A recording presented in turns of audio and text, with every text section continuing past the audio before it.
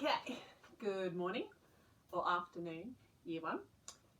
Matthew's going to sit in my lap today. Okay. Today's story, Molly, Maybe and the Monster Mission. It's by Kristina Stephenson. So, Molly, Maybe and the Monster Mission.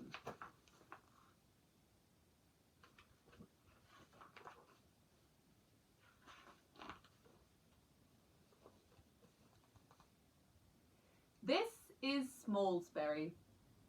It's a sleepy little town where nothing much ever happens.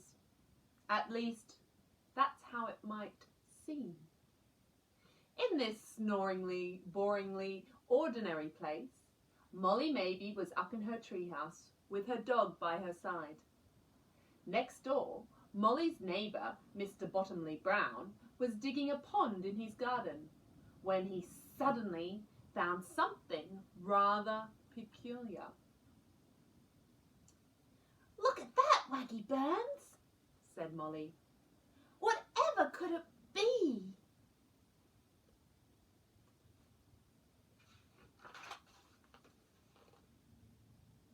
Then 3 days later, Molly and Waggy heard a terrible roar. It was Mr. Bottomley Brown shouting, "Look at my perfect lawn! Pesky moles have been digging holes!" Molly shook her head. "Moles?" she said. "I don't think so." And that's when she spotted the claw. Can you see that all the way up there? "I knew it," said Molly.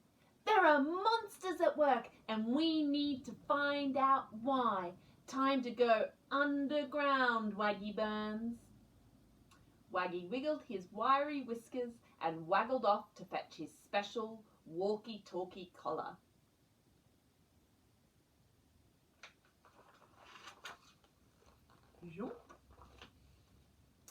You see, Molly's treehouse was no ordinary treehouse.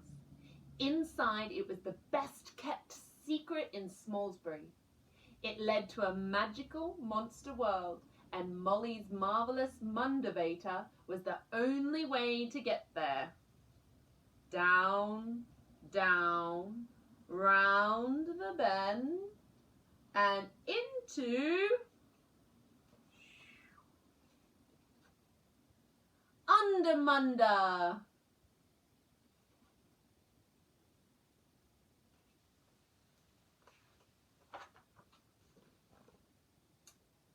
Chunk!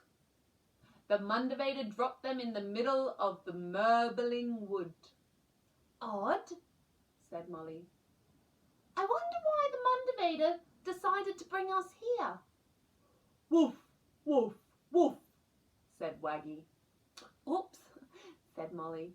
"I nearly forgot," and she turned on Waggy's collar.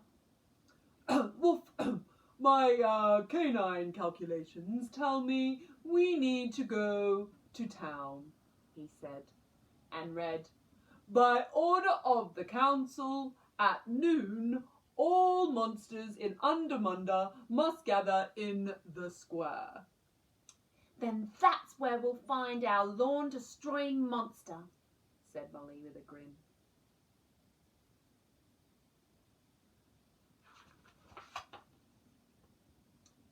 Waggy was right. In a hustle and a bustle of monster mayhem, there were monsters everywhere. "Golly," said Molly when she saw them all. "How will we find the right one?" But before Waggy Burns could speak,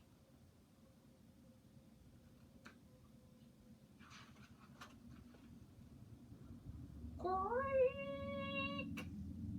The doors of the town hall opened and everyone turned to see the monster Meister of Undermunda. "Fellow monsters," he said, "the Idle, the monster mascot that has always stood in this square, has been stolen." The monsters gasped. "If it is returned by midnight," the Meister continued, Nothing more will be said, but the thief will be banished from under Munda if I have to seek him out instead.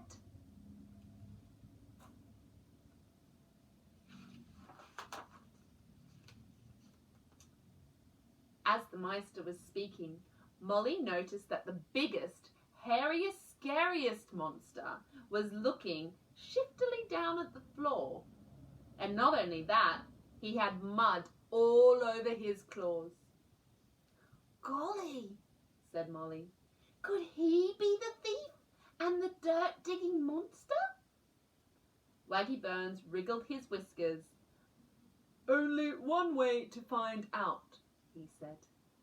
So they followed the monster out of town, making sure he didn't see them. He mumbled and grumbled and muttered as he went. Got to hurry, he said over and over again as he led them back along the track and into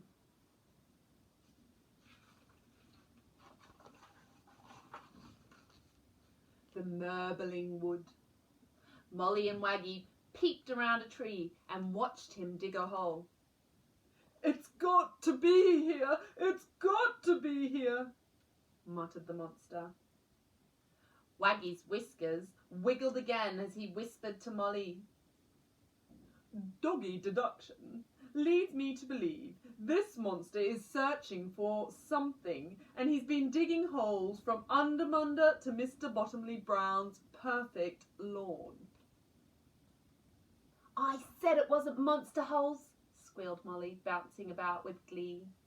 But she didn't see the monster turn and make his way towards them. He was huge, hairy, and not scary at all. I'm silly old dappity doofer, he said. I took the Meister idol. I buried it somewhere here, I think, and I came back to get it last night. I thought that if I hid it and then pretended to find it, the others would think I was clever and not just a silly old monster. But my plan has gone wrong. I've dug and dug all over the place, and the Meister idol has gone. Goodness gracious golly, said Molly Mady. I know where it is. She opened the door of the Mundavator and pushed the monster in. Heave! Down, down, round the bend, and back to Molly's treehouse, where the dappity doofer was thrilled to see the Meister idol next door. Let's get it, he said to Molly. But Waggy wasn't so sure. Woof, he warned.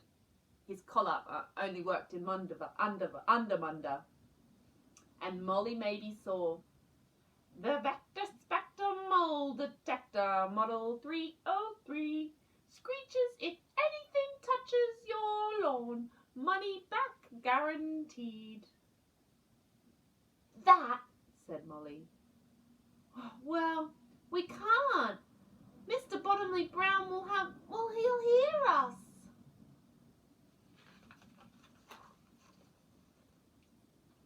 Up in the treehouse, they sat and thought.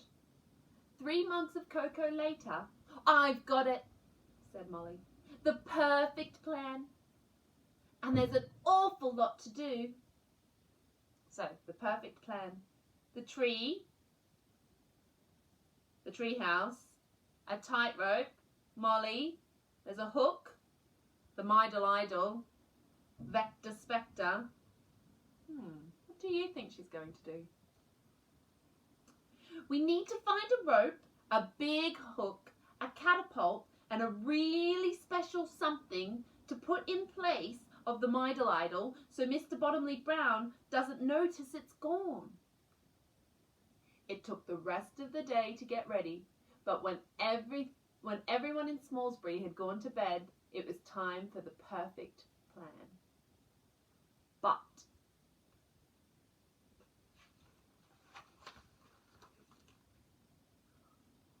gosh, lie down, said Molly. Woof, woof, woof, warned Waggy. You're right, said Molly. It's much too dangerous, so much for my perfect plan. But the Meidel Idol, we're running out of time. Now what are we going to do?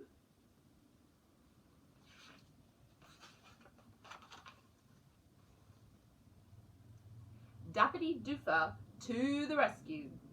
With a wibble and a wobble and a whoa, that daring dancing monster scooped up the Meidel Idol. In its place he left the special something for Mr. Bottomley Brown. I wonder what the special something could be. The next day down in Munda, the monsters were delighted to see the Meidel Idol back in place, as if nothing had ever happened. Monster mission accomplished, said Molly. Waggy wiggled his whiskers.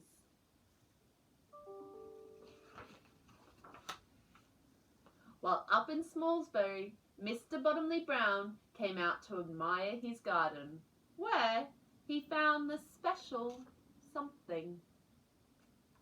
What did the monster leave instead? How strange. I hope you enjoyed Molly, Maybe and the Monster Mission. Tune in for another story from one of your teachers later on. Have a good day.